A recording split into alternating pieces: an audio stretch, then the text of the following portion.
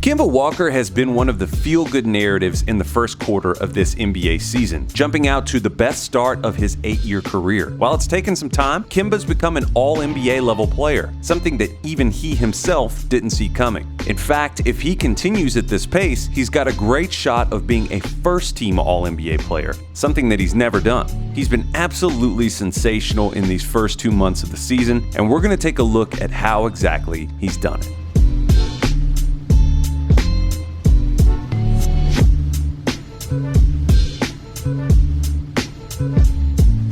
Kemba was never a bad player, but for a guy who turns 29 years old in May, it's fascinating that he's still getting better at this stage of his career.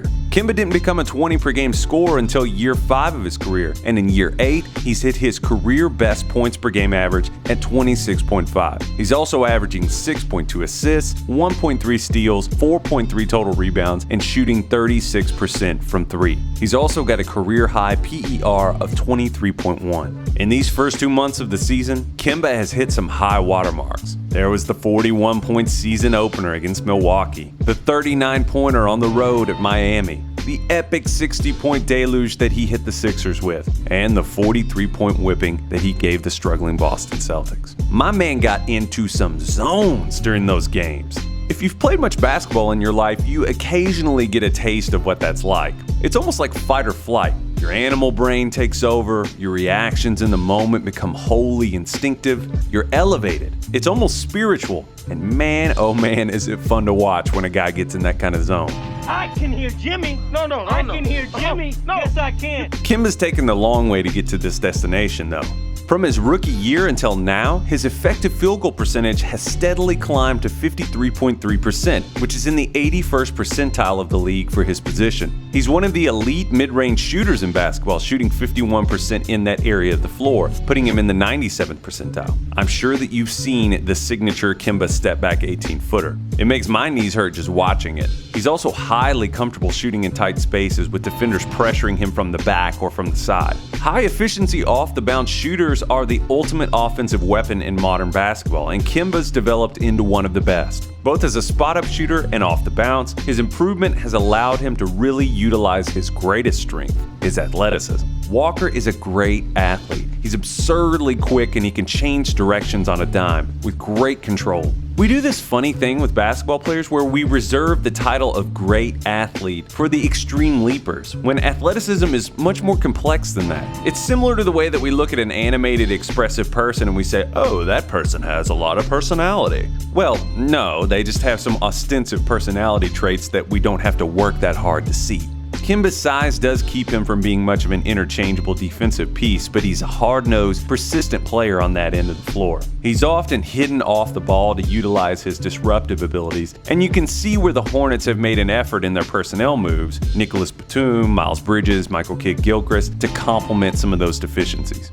Walker is a below-the-rim player, but his combination of lateral explosion, ball handling, and footwork make him one of the most uncheckable one-on-one players in the NBA. You rarely, if ever, see Kemba overextending himself with his speed. He's exacting, calculated, probing. His ability to start and stop is nothing short of incredible. Pace is paramount for smaller players, and Kemba uses it brilliantly. It's amazing how low Kemba can get to the ground on his cuts, on or off the ball. Watch how violently he fakes one direction and then explodes to the pass.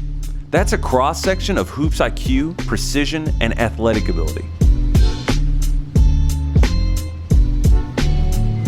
I can imagine the sports bar arguments in Charlotte, volleys back and forth as to whether the Hornets are over or underachieving, why MJ ever thought Malik Monk pairing with Kemba would be a good idea, and whether or not Frank deserves to wear coral in peace. What? Can a guy wear coral? At the time I'm writing this, the Hornets are 11-12, a shade beneath 500, and 11 of those games have been decided by 5 points or less, and they've lost 8 of them. It's clear that they're attempting to go all in on the up-tempo approach with an emphasis on taking and making threes, but by my estimation, it's a below-average playmaking roster that struggles to create open looks from distance. They're 7th in three-point attempts and 6th in makes, but 24th in assisted made threes. Most interestingly to me, though, is the fact that they're 3rd in the league in threes attempted after 7 or more dribbles. It's extremely tough to live by unassisted three-point shooting. You'll just as soon die by it. Poring over Charlotte's team stats, it struck me just how largely unremarkable they are in either direction, which might explain that close to 500 record. They're 15th in points allowed, 15th in opponent field goal percentage, 13th in three-point percentage, 21st in total rebounds, 11th in assists, 17th in steals, and 15th in defensive rating. The worst place to be in the NBA is in the middle, and I worry that as things stand, that may be a difficult space for the Hornets to escape. Kemba's ascension into the top tier of NBA players has been thrilling for Charlotte fans, but unfortunately it does very little to hush the chatter that they're tired of hearing from the national media. The will they won't they tension surrounding a potential Kemba trade is only going to ramp up in the short term, with his 2019 free agency bearing down on Charlotte. Despite his kick-ass performances in the first 2 months of the season, you could argue that he's approaching what's historically been the last hurrah of a smaller player's prime. It's safe to count Kemba among the greatest small players ever to play, but among guys like Allen Iverson, Calvin Murphy, Isaiah Thomas, Tiny Archibald, Chris Paul, and Kevin Johnson, it's exceedingly rare to see a smaller, high-usage score-first guard continue to operate at an all-star level past the age of 31. The athletic gifts start to decline, and there's no size to lean on. Once you're on that slope, it's steep. With this in mind, the mandate for Kemba is to pull a Helen Mirren and age gracefully. You've got to diversify that hoops portfolio into increased playmaking and increased offensive production off the ball. More schematic adaptability.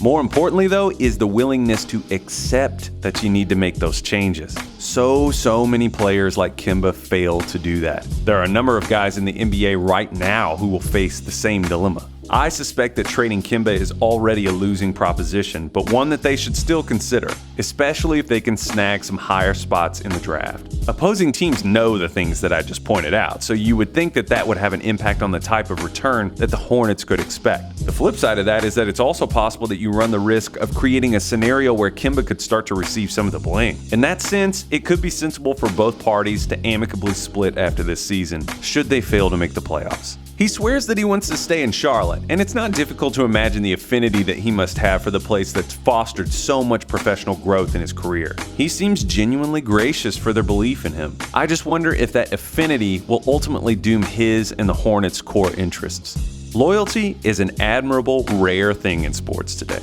but it can also be the death of progress. Even more frightening for Hornets fans is the fact that Kemba Walker could walk after this season for nothing. Charlotte is low-key one of the most abused fan bases in the NBA. They've drafted notoriously poorly. They've drawn up some facepalm contracts. Their transactional history feels like it should be narrated by Werner Herzog. Perhaps haunted by the brashness of his indelicate guidance of an 18-year-old boy, Michael Jordan circled back like a moth to the flame of baseless optimism and signed Kwame Brown yet again. They've been to the playoffs 3 times in the last 10 years, each of those ending in first-round exits, and 2 of them were sweeps. They have the chance to make it this year, and I understand why Hornets fans would be excited about that because, hey, it's fun to get excited about the playoffs. But think about what we're saying. We're talking about being excited about maybe making the playoffs. Both parties want to win. Hornets fans want to win. I'm just highly skeptical that they're going to be able to do it together. Let me know if you agree.